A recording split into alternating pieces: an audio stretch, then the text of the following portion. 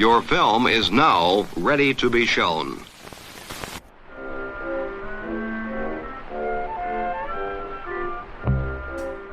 Good morning. I'm Justin Hendricks, editor of Tech Policy Press, a nonprofit media venture intended to provoke new ideas, debate, and discussion at the intersection of technology and democracy. Last week, a federal judge granted a motion to dismiss and strike a lawsuit brought by X Corp, formerly known as Twitter, against a nonprofit research outfit called the Center for Countering Digital Hate, or CCDH.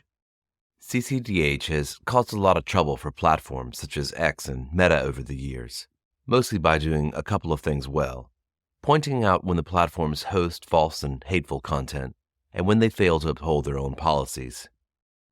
If that's your mission, there is always work to do, and such failures appear to be increasingly frequent at X since the billionaire Elon Musk bought the company.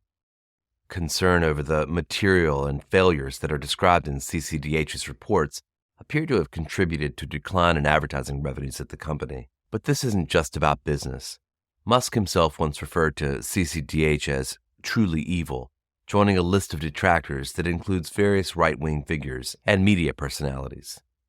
The lawsuit was seen as potentially significant for the field of independent researchers who seek to understand and in some cases hold to account major technology companies. While X says it plans to appeal, the motion filed by U.S. District Court for the Northern District of California, Judge Charles Breyer, was, as Brian Fung at CNN put it, an excoriating rebuke. In today's episode, we're going to hear from three guests in two segments.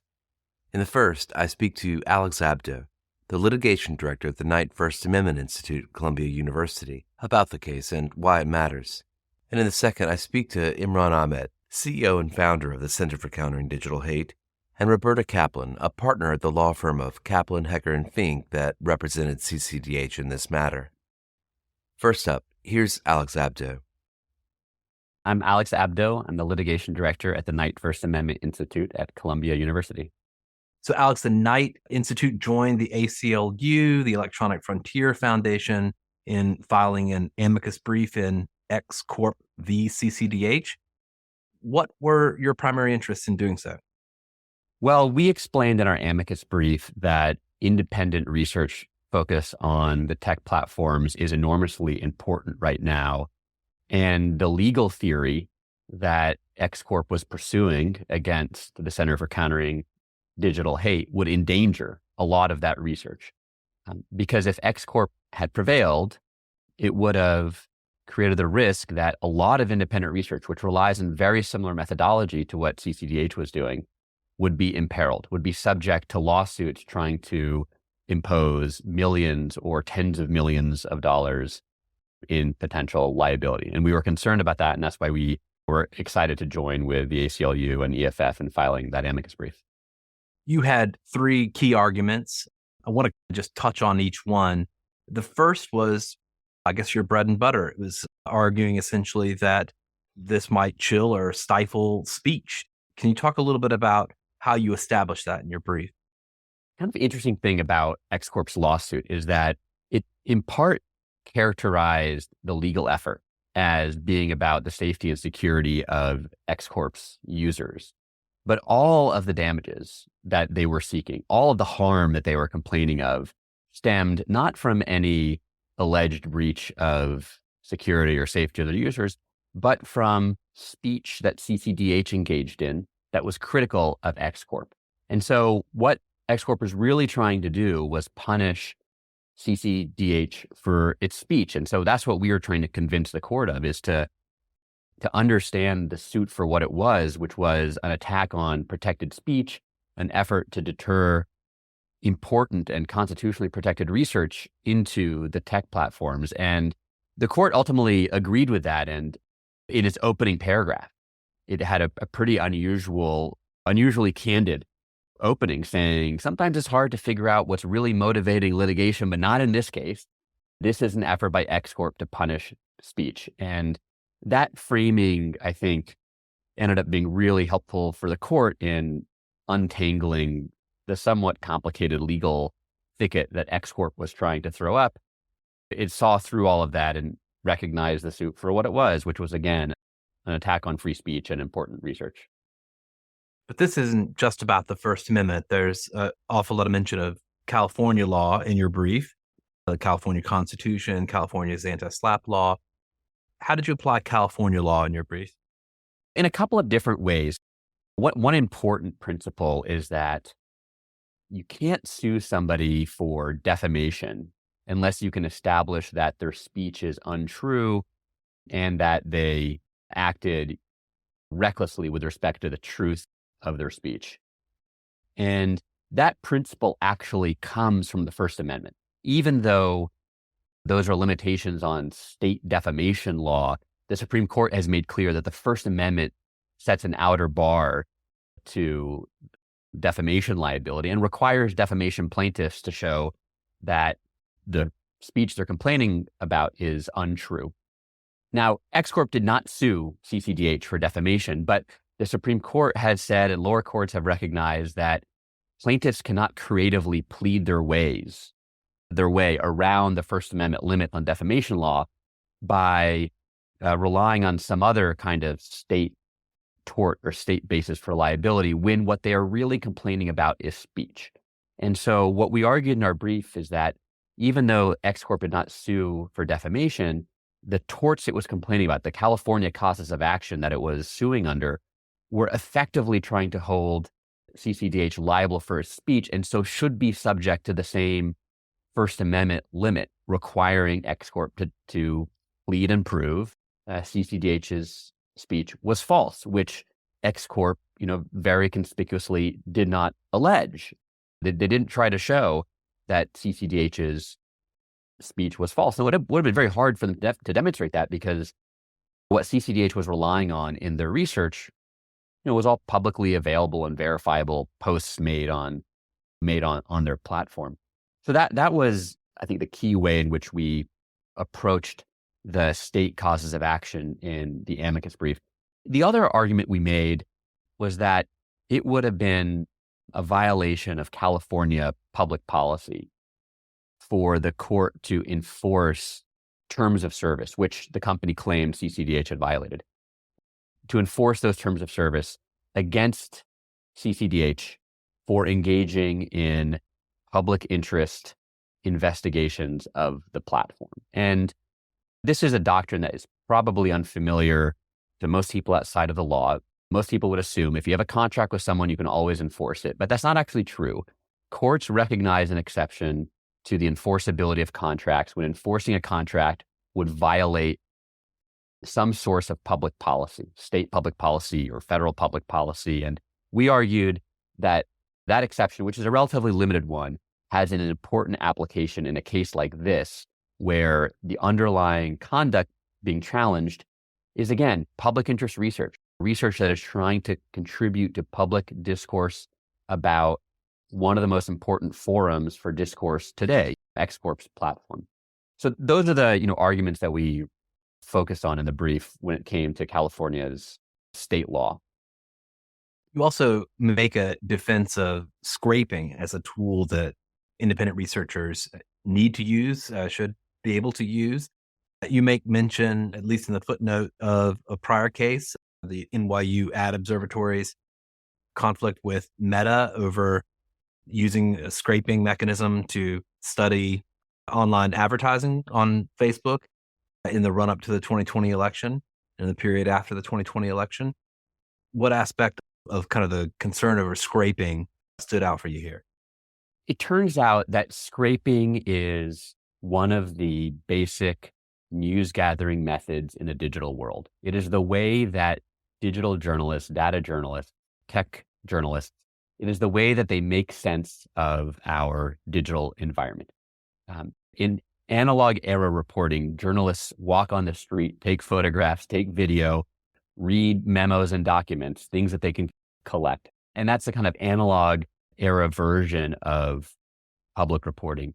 In the digital environment, the way that you see is by going on these platforms, but also by using digital tools to study these digital platforms. And the main digital tool that researchers and journalists use is scraping, which is really just using a computer to collect information, generally publicly available information, which is what CCDH was alleged to have scraped. I think they were alleged to have scraped 9,500 publicly available tweets on X Corp's platform. And the reason why we focused on that in our brief is that we wanted the court to appreciate that if it found that a research organization could be held liable for using what we think of as a very basic tool of digital investigation, then most of the independent research and journalism that the public relies on to understand these new platform environments would be illegal. It'd be illegal for researchers and journalists to do this work. And that was what we were so concerned about. And you referred to the Ad Observer case, and just as a matter of full disclosure, I was involved in representing Laura Edelson and Damon McCoy in their individual capacities in that conflict. But that never got to litigation. That was a case where Meta sent a threatening letter to Laura and Damon based on their research into political advertisements on Facebook's platform. And it raised a lot of the same concerns, but fortunately it never got to litigation.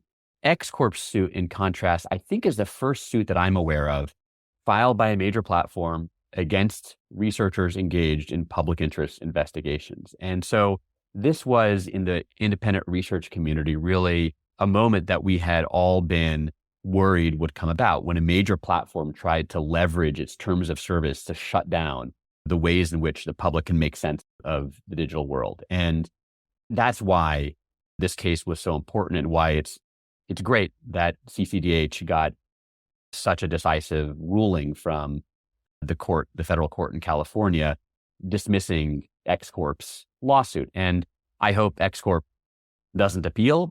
I think it would be a mistake for them to appeal, but if they do, I feel fairly confident that the Ninth Circuit will side with CCDH in the same way that the district court did.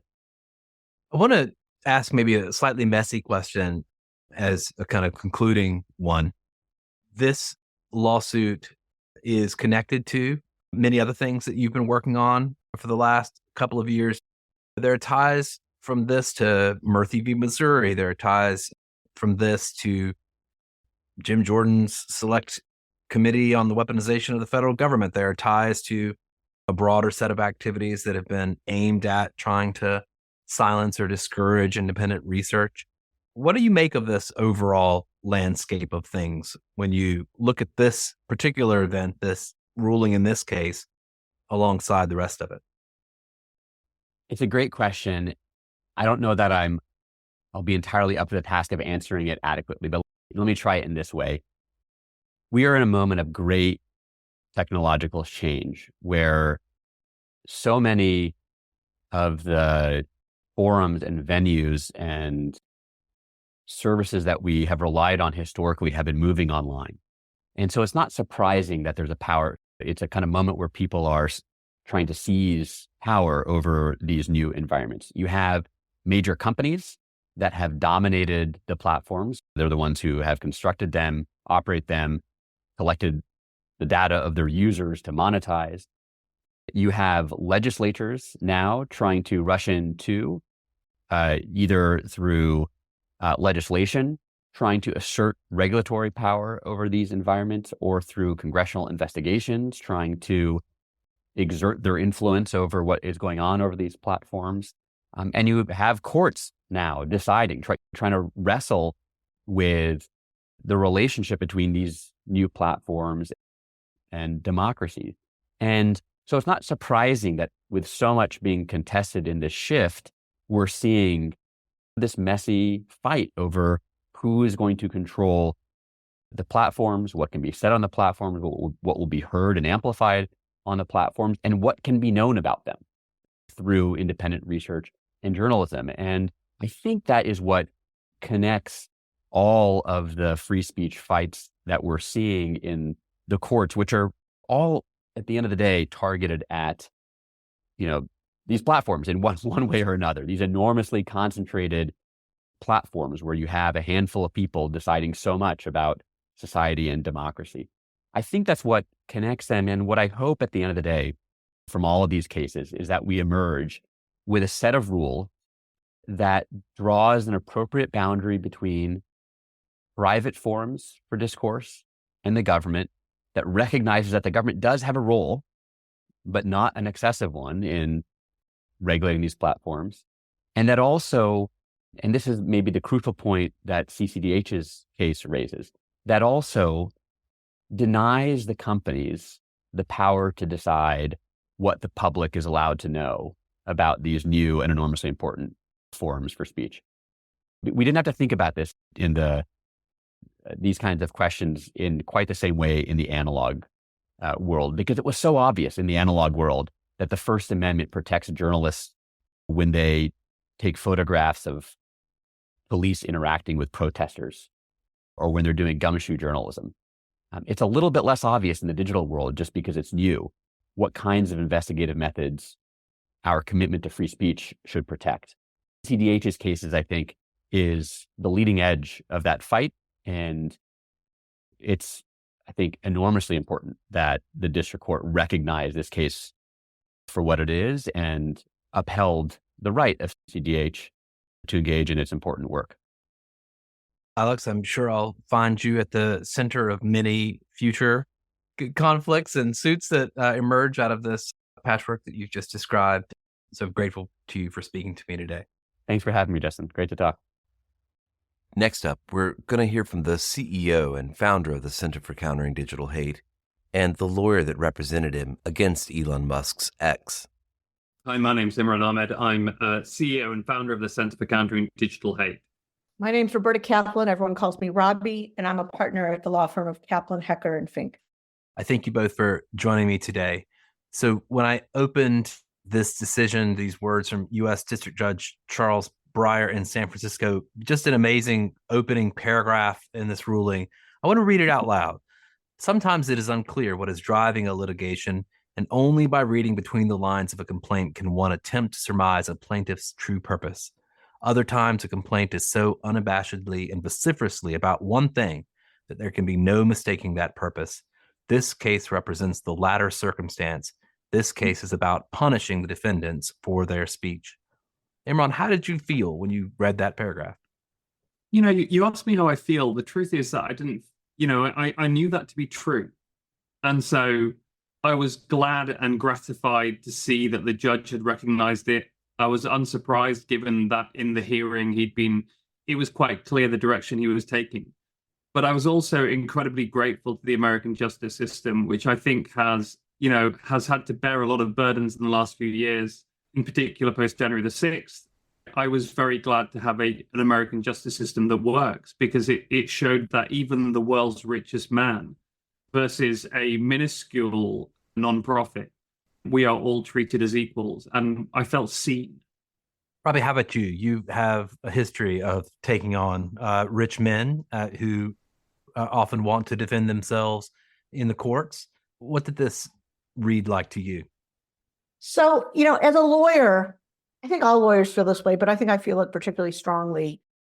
The best kind of judge that you can possibly get in any case is a judge who, quote unquote, reads between the lines. That's because you want a judge in any case to see what's really at issue, to see the fundamental equities or lack of equity between the parties, and to understand what's really going on.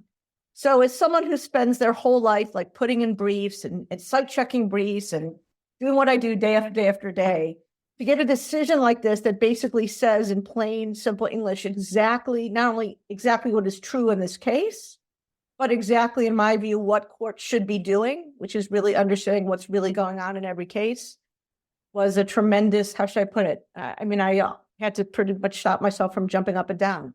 It was just a delight and an honor. As far as this particular complaint, are you entirely out of the clear at this point? He said Elon and X Corp have said that they intend to appeal. Whether or not they do that, in my mind, at least, is very much in question, because if they do appeal, they will lose. And when they lose, they will be liable to Imran for his attorney's fees there as well. So I'm not so sure they will appeal, but they do get an appeal if they choose to exercise that right. We've been really clear. Bring it on. We'll beat them again. And in one respect, I don't know how long he wants the pain and embarrassment to endure of being labeled as a thin-skinned tyrant who uses lawfare to try and silence his critics, given that He wants to sort of promulgate his image of being a free speech champion. Go for it, guy. Go for it. It's also an honor to have a client who's even more aggressive in standing up to bullies than I am, and that says something. A lot of folks have pointed out the kind of hypocrisy in Elon Musk's stance in this matter, as well as in other perhaps related matters, brandishing himself a free speech champion, and at the same time, essentially trying to use the law to essentially shut down the speech of independent researchers such as yourself. Robbie, I might ask you, what do you think this ruling says for independent researchers more generally in this space? So what I hope it says, and I can't, it's an amazing victory, but our system still allows people to bring cases. So it's not we can't give anyone a complete victory because people can still file lawsuits. But what it says is that anyone who intends to file a lawsuit like this, including X Corp again, or any other social media company, seeking essentially to punish an outside entity who is doing open, clear research into the content on your site, then you should know now that there's a very prestigious, very good, very smart judge in the Northern District of California who has said that kind of a lawsuit is offensive to our justice system, that it violates California's anti-SLAPP law, which, as I said before, means that there's a fee-shifting mechanism in place, and that courts are going to see through the lines. Again, quoting his language, they're going to read between the lines, and they're going to see what's really at stake, and you're not going to win. So you might as well just throw your money away. Better, don't bring the lawsuit in the first place. There were a number of different aspects of X's complaint. They invoked the Computer Fraud and Abuse Act. They tried to use contract law to retaliate against you. What does this ruling tell us about whether those types of strategies will work in future? I want Imran to say something more because he'll have more of a sense of kind of the on-the-ground realities in the situation. But from a legal perspective, I think the key issue here was the consumer. No, the federal statute, the computer statute, was silly. It clearly didn't apply to what happened here. So we were never really at all worried about that claim. The claim that I think had the greatest legs, although I still don't think it had any legs, was the contract claim. And that's because X Corp, like many other companies, have terms of service which prevent scraping. Most social media companies actually define what scraping means so that people who sign their terms of service can have a good understanding of what they're supposed to do and what they're not supposed to do. X Corp has still never defined that term.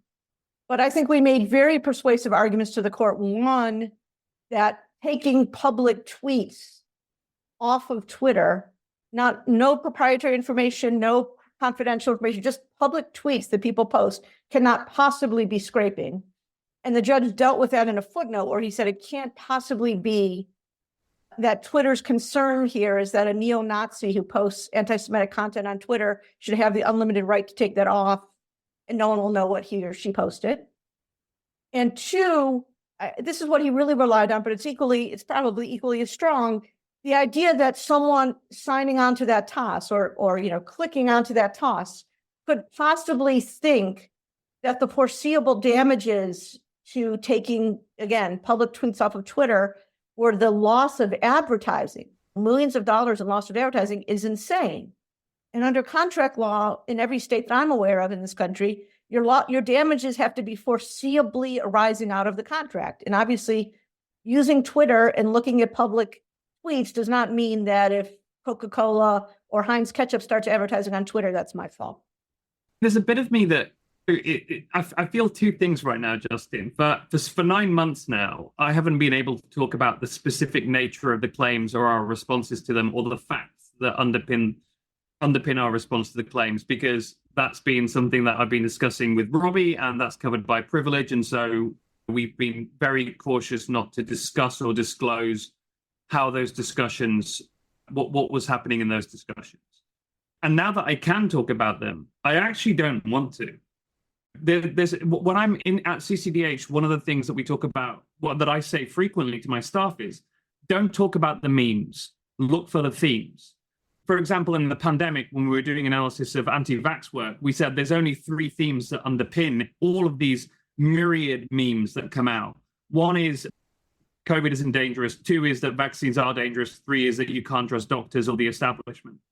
And that is crucial insight. Now, what is so powerful about the judge is that he seems to have imbibed that aphorism, and he's seen through all the memes, all the nonsense, all the CFAA claims. They stole passwords, they scraped data, they broke contracts, they did this, they did that. They made me lose $100 million. And he just said, you just don't want them to talk anymore, do you? I get it. You don't like what they say and the way that they say it, and the fact that people trust them and believe them. And I think that's what was so important about the claims that he made. They were all nonsense. They were all utterly nonsensical. And you're dealing with my wife and I, we're hoping to have an addition to the family soon. So I've been reading lots of parenting books. And what does it mean when your child is crying? In this instance, if a child's not crying for any logical reason, it's not trying to communicate something to you, apart from the fact that in this instance, the child, Elon, has shit its pants. And that's why it's upset. He shit his pants. He cries about it. Unfortunately, he's a billionaire, so he gets to sue us at the same time. So putting that characterization of what's happened here to one side, it is part of a kind of broader set of things that are happening in the world that are all more or less about targeting independent researchers who study mis and disinformation, who study the health of the information ecosystem, who study questions around information integrity. I can't help but read this lawsuit, and certainly many other actions by Elon Musk, as essentially being in league with a kind of broader movement to try to hold researchers such as yourself, such as myself, to account for these things. What other fronts are you fighting at the moment? This is not the only issue you've had to deal with in the last couple of months. We've had Jim Jordan's committee, his subcommittee on weaponization of the federal government, subpoenaing us and asking for he asked for all of our contracts with the US government. There weren't any. All of our correspondence with the executive branch of the federal government, which we handed over, and all of our correspondence with tech companies. And what he was hoping to find was some evidence of collusion, that we were secretly part of the deep state. He couldn't find any, so he's gone quiet. We've had Stephen Miller FOIing every single department in government, trying to see if they've got correspondence with us, but that will prove that we're part of the deep state. They haven't found anything. We've had journalists who are connected to Elon Musk, for example, Matt Taibbi, Michael Schellenberger, Paul Thacker, all writing pieces about us. Some of them have been ludicrously incompetent. One of them decided to go through my CV to work out that, because he was convinced I'm an MI6 agent, which is the British Security Service, Intelligence Services, James Bond. So he went through my CV saying, look, he studied war studies at King's College London. He went to Somalia. He ran for election as a Conservative member of Parliament. It wasn't my CV. It was the CV of Imran Ahmed Khan, who was a Conservative member of Parliament. He submitted that to Congress as evidence, saying, look, I've just proven this guy's an MI6 agent. I've been dealing with being chased by the Three Stooges, Laurel and Hardy, every single comedy duo trio you can think of for the last few months. But what we've had to do is remain professional and disciplined throughout the whole thing. It's all been a test of our professionalism and discipline. I feel very little about the lawsuit. I am very proud of the organization and the team that I've built, because they have really shone in this period. And also, of course, of the exceptional counsel we've received from Roberta and John and Matt and the rest of the team at Kaplan, Hecker and Fink. I'm pretty sure, I guess your listeners can't see us, but I'm pretty sure that there is no British Secret Service agent who would wear that sweater, Imran. I would go out on a limb and say that. It's cozy. Yeah, no, it's embarrassingly non-Secret Service-y, isn't it? Yeah, James Bond definitely would never have worn that. This is great. I actually did. I worked in Parliament many years ago, and I did meet a spy once, a very senior member of the intelligence services. And I said to him, halfway through talking to him, I was like, I've just got this horrible vision of you standing over me one day as I wake up with like a towel and a bucket of water. And he said to me, oh no, dear boy, we wouldn't have to do that. You're a talker. So, I wouldn't make a very good spy. I do like chatting, so. So let me ask you this then. What advice would you give the executive directors of other organizations that are out there right now gearing up to study various phenomena related to mis and disinformation, various phenomena related to elections that are coming up here in the US, potentially, I understand, in the UK, certainly in Europe and other parts of the world coming soon. What would you tell them as they prepare perhaps to face the same types of complaints that you've faced here? The work that we do is profoundly important. Last week, we put out a report on how abortion disinformation is being spread via Meta and Google platforms in the developing world, in the global south, which vitiates the right to good information about abortion, sexual reproductive health for millions of people. That's important. But if we can fix that, that will change lives. It will help people. The work that we're doing on identity-based hate, on election disinformation, is all important. We put out a report a few weeks ago looking at the way that image generators can be abused, and one of the platforms has already responded. The work that we do on X and on other platforms on hate is vitally important. So first of all, we've got to keep doing it. It's really important that we understand the ways that our information ecosystem is being weaponized for commercial reasons to hurt our society, hurt our democracy, hurt science, hurt tolerance, reverse the Enlightenment, the counter-Enlightenment in action. So that's, what we do is salient and important. But the second is that we do have to respond to this in the right way. And I'm just going to read very briefly the end of week email that I sent to my team. I said, this week we won our case against Elon Musk. This was a test of our professionalism and discipline. If we had screwed up at any point and defamed X, they would have sued us for defamation and won. Years ago, we put pre-publication legal review into place and brought a leading legal expert onto our board. If we'd reacted with anger, we might have given the proof of malice, which would have undercut our public interest defense. We did not. We projected confidence and bemusement. If we had panicked, we might have settled. If we didn't have good friends who could help us find good PR advice and good lawyers, we would have failed to defend ourselves. And if we hadn't managed our money carefully, and this is crucial, we would have gone broke. So we did this because we individually make decisions every day to work together to protect the institution of CCDH, its goals, its strategy, its theory of change, and the people we serve against big social media platforms. And that is important. This is a serious job. It requires professionalism and discipline. This is not something to do lightly, nor is it a job that you should do badly. And so we're just going to have to tool up and become smarter and wiser in the way that we operate as a sector, but also have the confidence to say what we do matters. And if something matters, it's worth doing well. Roberta, from your perspective, being someone who has defended folks like Imran in other contexts as well, who are up against power, are there patterns that you see among the folks that you represent who tend to be successful against these types of figures? I mean, I don't think I can say it any better than what Imran just said himself. It takes, and I'm going to say honestly, if I were Imran, I'm not sure I'd have this quality. I'm not sure I would. But it takes a certain amount of, it takes a great amount of self-discipline. It takes an enormous amount of intention, self-esteem, and dignity. And it's a quality that, unfortunately, in our society is often lacking in so many people, and that's understandable given the culture that we live in. But when people, like the people who attack Imran, go at you so personally and so below the belt, and in some ways, I'm going to Eugene Carroll now, cruelly, it takes just enormous, it takes a very big soul. Let me put it that way. I'm religious, so I'm going to use religious terms. It takes a very big soul to fight back. And CCDH has it, Eugene Carroll has it, there are others that have it. I think we need, in today's world, a lot more people who have it, because it's the only way, I think, to really stand up to the insanity that we all live in, and that it, I think, threatens our democracies. Imran, this disinformation dozen, which was part of the kind of complaint and concern here, it's almost taken on a life well beyond its own in terms of the imagination of your detractors and your critics.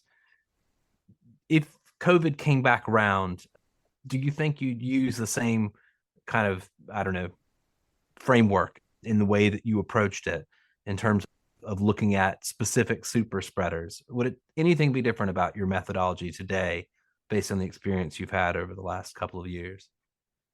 It's a complex question to answer because every one of our research studies is designed to prove to examine a particular point of discussion. So one of the things we know is that social media platforms, that super spreaders have a disproportionately significant impact on the way that disinformation is spread. I do remember some quotes from Facebook from a while back in which they acknowledged that a small proportion of abusers create a disproportionate amount of the disinformation out there.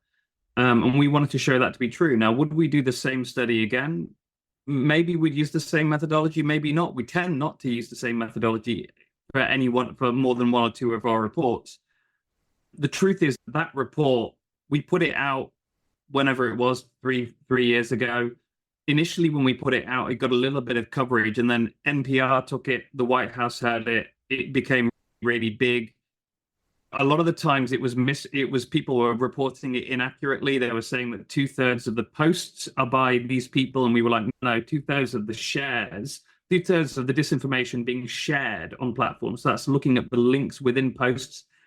But my team would get really obsessed about it. But I'm a great believer in the serenity prayer, that there's nothing you can do about the ways in which other people are using your research. You make sure that you put it out with the correct narrative and that you go and explain it in as many places as possible, as accurately as possible. So I'm incredibly proud of the Disinformation Dozen. It was a brilliant piece of work that had a significant impact and helped to show that a small number of bad actors are responsible for a significant amount of the disinformation, the shares, the activity out there on social media, and they can create a large volume because of the way that social media platforms work, in which engagement drives amplification and therefore visibility. I'm very happy with that piece of work, and just because some people didn't understand what it meant, it's nothing to do with me, man. Someone else's fault. I think it is an interesting point that in some ways, and I was trying to allude to this in the question, that it kind of took on a life of its own and perhaps went beyond even what you originally published.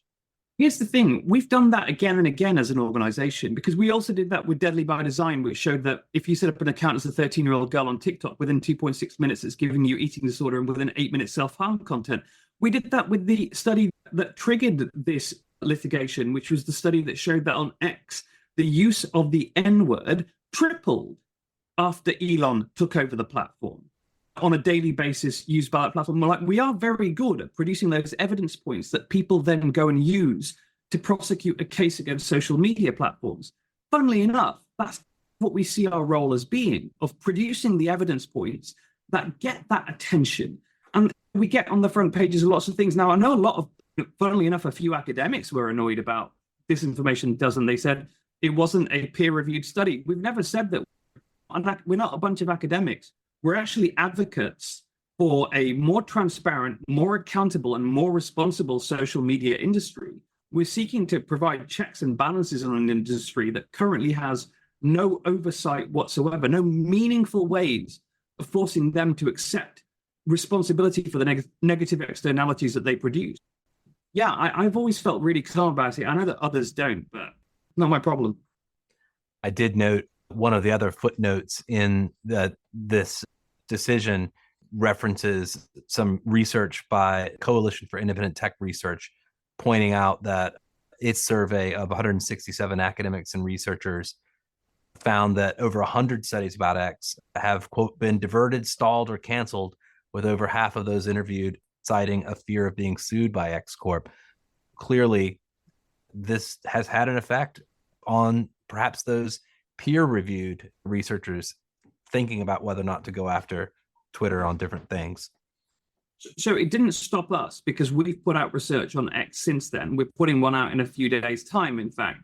Again, we didn't stop us from doing so. And I've always said that there are three types of organizations producing these kinds of studies. One are sort of those organizations that do something else, but the way that social media platforms work affects them. For example, the ADL, the sort of the civil rights organizations, the health organizations, the climate organizations, and they may have thought, look, this is not our primary bit of work. It's ancillary to what we do. And so therefore we don't want to accept the risk that comes with doing this research. And so a lot of them stopped doing it. There's the academic organizations, many of which are run by boards, which frankly are very risk averse, and they've been much more concerned about it. And I think have taken the wrong conclusion in terms of whether or not they should accept the risks and continue to put out the research. And then there are the pure play organizations that operate in the tech accountability space. And it hasn't stopped. And I think CDH is clearly a leading member of that cohort. It didn't stop us at all. And I think it's really important that we don't allow ourselves to be cowed by bullies. In fact, when we talk about trolling, for example, one of the things I say is that trolls are purposeful communicators. They're trying to get you to shut up by using abuse to stop you from communicating. Now, that was our first report ever, actually, Don't Feed the Trolls, the only report that I've written from beginning to end, personally. And why would I not observe the same logic I go and preach to others? They did not silence us at all.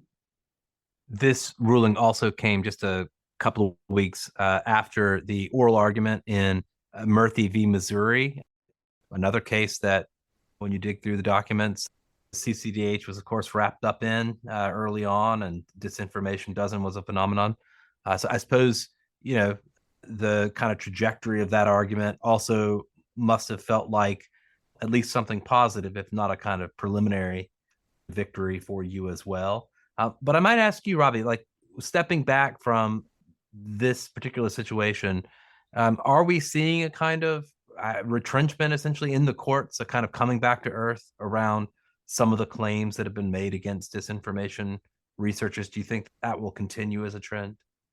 I sure hope so. I think it's maybe taken too long, but I think there is certainly a kind of common realization today about the dangers that social media presents to our country and to our democracy. The TikTok controversy, as politicized as it's become, I think only highlights that. And so I think much more than in the past, when judges, particularly judges in California, wanted to be very kind of cheerleading when it comes to tech companies. I think the attitude of many judges, and we'll see what the Supreme Court does today, is a much more sober sense based on the past decades of experience and kind of the constant crisis that we see in our society being caused by kind of the lack of responsibility. Imran, anything to add? Any reflection on Murthy v. Missouri? Yeah, look, I have quite strong opinions on this, but some of them are kind of orthogonal to the main complaint. I saw that CCDH's research was being cited in Murthy v. Missouri, and they had internal documents from Meta where Meta were panicking over our report and the reception that our report was getting and saying we need to do something about it. And there were emails between the federal government and Meta.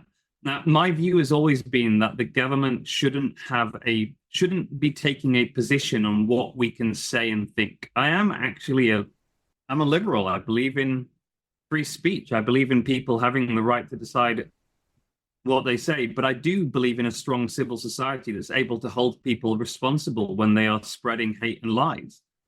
Funnily enough, I'm not particularly religious myself. In fact, I'm not religious at all, but I do believe in right and wrong, good and evil. And I think that lying and making people feel fearful or abusing them for their identity is evil too. And I don't think the federal government should get involved in promoting or trying to create consequences for CCDH research. We're very good at doing that ourselves. What I think government should be doing is providing a framework, a statutory framework for transparency of these companies, which is really what this case was all about. It was them trying to hide the way that they behave. And companies don't have a complete right to privacy. I run a 501c3. You know how much paperwork I have to fill in every year? It's insane how many things I have to divulge to the federal government. And I'm completely calm with that. It's a lot of work. It costs a lot with accountants and lawyers and everything else, but I'm fine with having to do that. These companies, however, believe that they should be completely opaque and that no one has the right to understand how they work. And that is nonsense. So I think that government should be enabling a partnership between civil society and the state users, the voters, and these companies, by creating the mechanisms by which they can be made transparent and by which they can be held accountable. And so Murthy v. Missouri, yes, I'm glad to see that the government is allowed to communicate to social media companies when there's an exigent harm. I do see the rationale for that. But I think generally speaking, government should understand its role, and its role is to help us do our job better in civil society.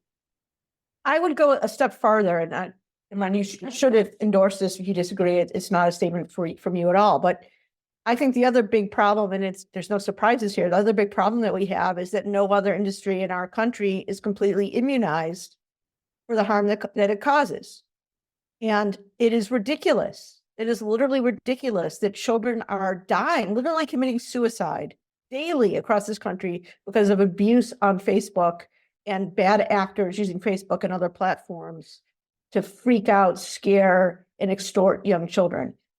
That's absurd.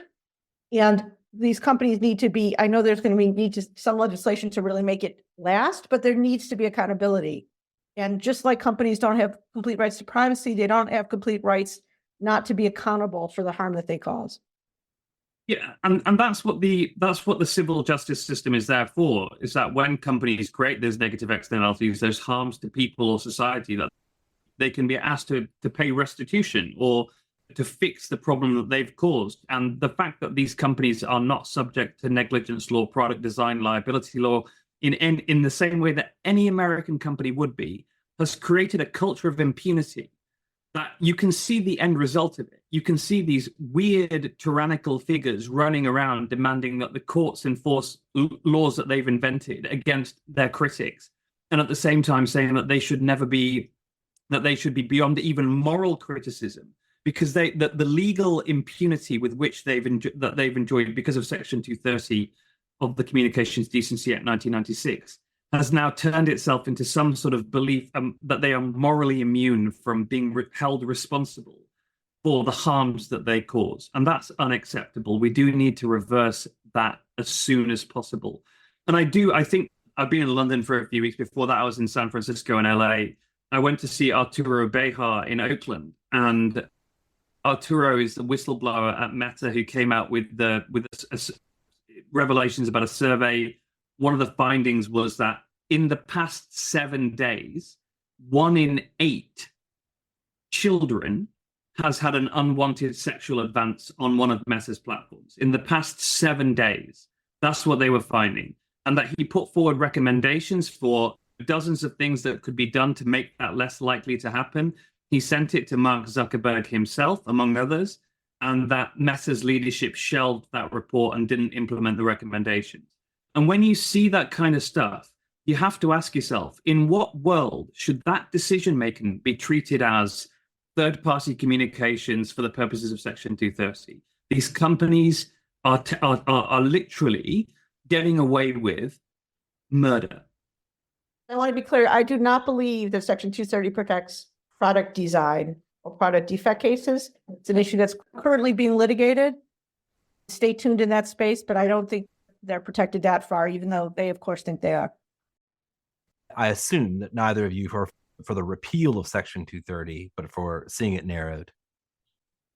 We've been really clear at CCDH. We're revolutionaries for reasonableness, that as long as these companies act in a reasonable way, they should enjoy the protection of Section 230, but where they fail to do so, there should be a reasonable actor test attached to that immunity. That opens the door for negligence law to be reasserted against these companies. And that's what people like Marianne France and Daniel Citron have talked about. We're having our follow-up to the STAR conference, where we developed our STAR framework in June this year in Washington. And I'm really looking forward to seeing how thinking is advanced on that. But no, I don't think we should repeal Section 230, but I don't think it can remain intact in the way that it exists at the moment. Robbie, anything to add to that?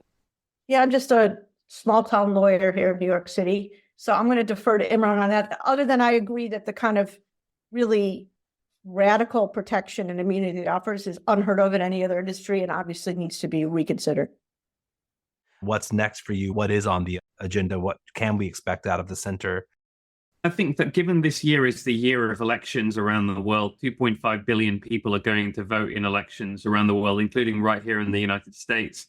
We're doing some work looking at AI and the way that whether or not they've got the guardrails in place to ensure that they aren't abused and create chaos in our information ecosystem during an essential election year.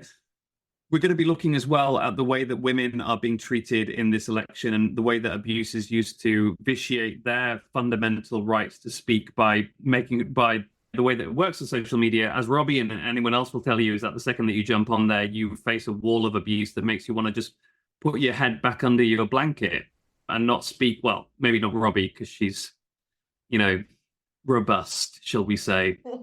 That's the posh word for it. We're doing that. We've got other research looking at post October the 7th rises, in particular in anti-Semitism and other forms of hatred, including Islamophobia on social media platforms, because that's vital. I think that the situation for my Jewish friends is the worst it's been in my lifetime. I'm 45. I cannot remember a time when my Jewish friends have been as scared and felt as overwhelmed by a wall of abuse as they have in the last few months since October the 7th, since those atrocious attacks by Hamas in Israel. And then we'll continue doing the rest of our work. We're particularly interested in the damage on kids. And last year we launched a PSA with the Entertainment Industry Foundation, which received 1 billion views over that year, airing on networks and cable channels all over America. We're launching a new version of that, and we've updated our protectingkidsonline.org website with the parents guide. So I'm really looking forward to going out and talking to people about how parents can protect their kids more effectively on social media platforms by having symmetrical conversations in which kids are telling them about what they're seeing and parents are helping them contextualize it. There's a huge array of work. And then growing CCDH. Look, last year we went from 15 to 30 staff. This year we're going to grow again. We have been consistently growing year on year by between 75 and 100% a year for the last 4 years. We're going to continue growing this year. I'm looking forward to going out and building that team, making the case and making sure that CCDH can be an institution that provides a permanent solution to the question of who will provide checks and balances to this out of control industry. Robbie, I suppose I'll put a last question to you. You've a habit of defending folks against billionaires. Doesn't seem like billionaires are on their way out anytime soon. If you step back from it all, what have you learned about taking on people with this degree of resources, and what do you think we can expect for the rest of the decade? So let me begin by saying you're right. I've developed a reputation for taking on billionaires or people who say they are billionaires. There must be a certain amount of craziness within me that has me keep on doing this. But look, I think cases like this one, the decision by Judge Breyer here and others, reaffirms my belief that in this country we have a legal system that allows you to fight back and that reinforces fundamental beliefs like the rule of law and freedom of speech and other qualities that I think too many people think are nostalgic silliness today, but they're neither nostalgic nor silly. They're important. I intend to keep doing that. That's what I've gotten into doing, and I don't see a stop to it anytime soon. Sorry, Imran, go ahead. Robbie knows this because she knows I'm very silly in real life, and she knows that my wife is American, and I love the clash of cultures. But the first thing I did when I heard the result was I stood up, I put both my arms in the air, and I started chanting in London, USA, USA, USA. Makes me proud to be an American. Well, on that note, I thank you both for taking the time to explain to me a little bit about your reactions to this ruling and a little bit about your work more generally, and wish you well. Talk to you again soon, I hope. Thank you. Same to you. Thanks.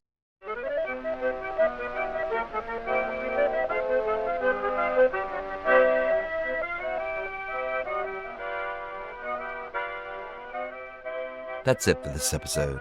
I hope you'll send your feedback. You can write to me at justin@techpolicy.press.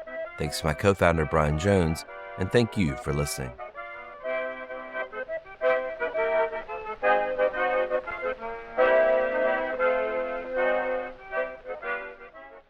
Tech Policy Press.